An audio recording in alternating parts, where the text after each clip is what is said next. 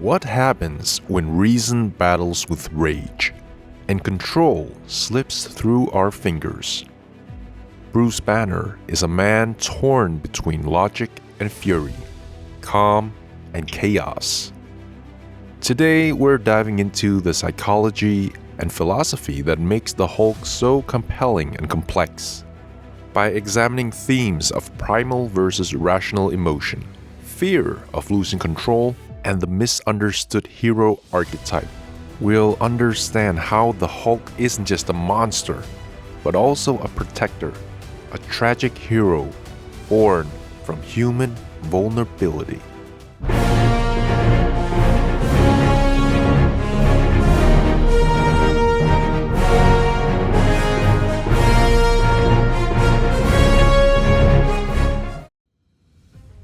At the core of Bruce Banner's existence is a deep conflict between primal and rational emotions. As a scientist, Banner embodies reason, logic, and restraint. But beneath that controlled exterior lies the Hulk, a pure, primal being ruled by raw emotions and survival instincts. Neurologically, Banner's transformations reflect a shift from the prefrontal cortex, responsible for rational decision-making, to the amygdala, the brain's center for emotion and fight-or-flight responses. This shift marks the dominance of his primal self, where logic fades and instinct takes over. The Hulk is pure id, referencing Freud's theory of the human psyche. The id, according to Freud, represents our most basic instincts and drives, often repressed by society and rationality. For Banner, the Hulk is the eruption of all his repressed fears, anger, and survival instincts. This conflict isn't just unique to Banner. It's a reflection of our own internal battles. We all possess primal emotions: fear, anger, the need to survive, and rational ones like empathy and self-control. Banner's constant struggle with the Hulk mirrors our struggle to balance these impulses within ourselves. For Banner, however, this natural survival mechanism is amplified, leading to the physical and mental takeover by the Hulk. The Hulk represents the ultimate fight response: aggressive, powerful, but without the boundaries of control. In this state, Banner's identity is pushed to the background as the Hulk's raw power takes over. But why do we sometimes feel out of control in stressful situations? Neuroscientist Joseph Lido explains that in moments of extreme stress, our thinking brain, the prefrontal cortex, takes a backseat to our emotional brain, the amygdala.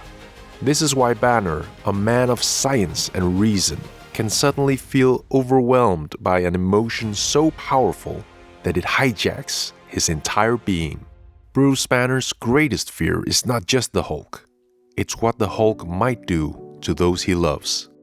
He distances himself from people, afraid that if he loses control, he could cause irreparable harm.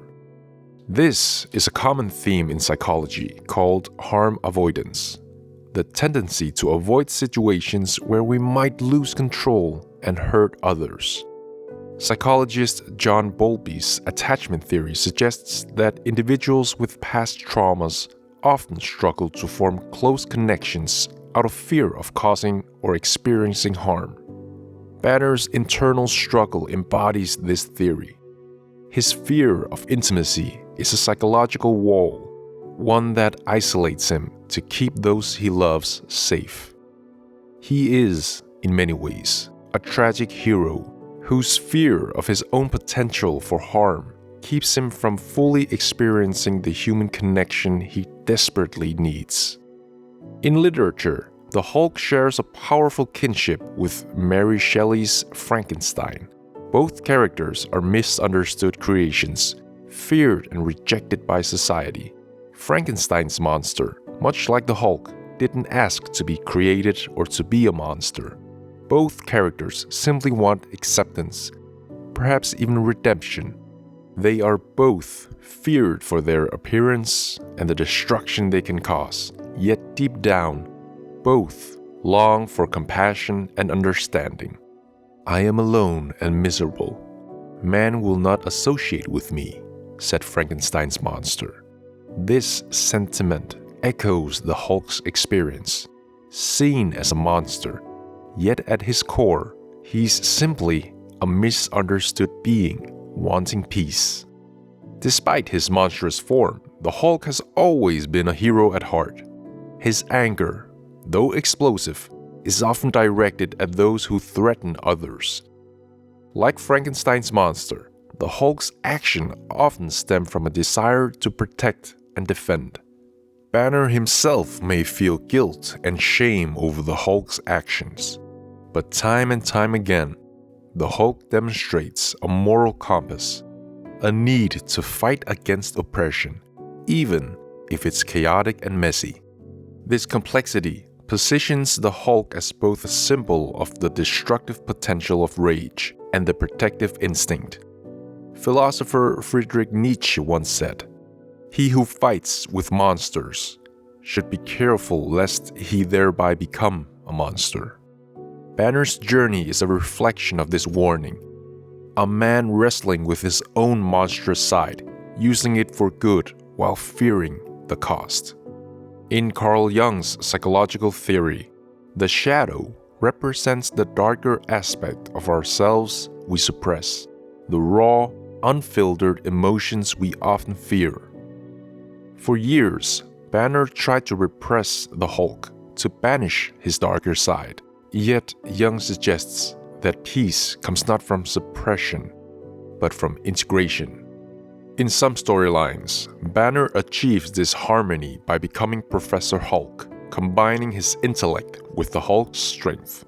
This integration signifies a powerful moment in Banner's life. By accepting the Hulk as part of himself, Banner no longer fights against his nature.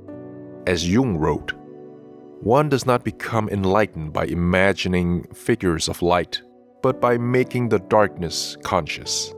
For Bruce, embracing the Hulk is about embracing his own humanity in all its strength and flaws. The Hulk isn't just a story about rage, it's a story about balance, acceptance, and the constant battle within. Bruce Banner's journey reflects our own struggle to reconcile our rational and primal selves, our light and shadow. By understanding the Hulk, we learn that sometimes our greatest battles are with ourselves. And perhaps by accepting our own darker parts, we too can find a path to peace. Thanks for watching this deep dive into the psychology and philosophy of the Hulk. If you enjoyed this, like, subscribe, and tell us in the comments, who else do you think battles with their inner shadows? We'll see you next time.